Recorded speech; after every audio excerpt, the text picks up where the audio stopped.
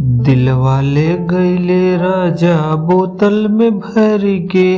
और एक से बढ़कर एक हिट सॉन्ग देने वाली शिल्पी राज ने कही ये बड़ी बात।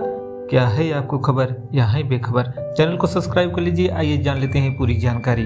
भोजपुरी गायिका शिल्पी राज ने एक फेसबुक पोस्ट कर सोशल मीडिया पर हड़कंप मचा दिया, जिसे पढ़कर सब यही अनुमान लगा रहे हैं कि शिल्पी राज क्या सुसाइड करने वाली है।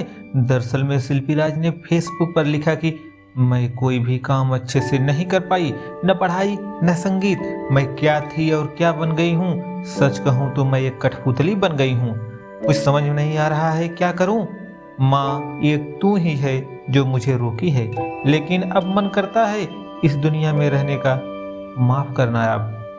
बाद में शिल्पी राज ने कहा कि मैं एकदम ठीक हूँ, थोड़ा सा काम का प्रेशर था, इस प्रेशर की वजह से ही मैंने यह पोस्ट लिख दिया था। हालांकि अब सब ठीक है। तो करिए इंतजार, क्योंकि हम हैं भोजपुरिया बहार।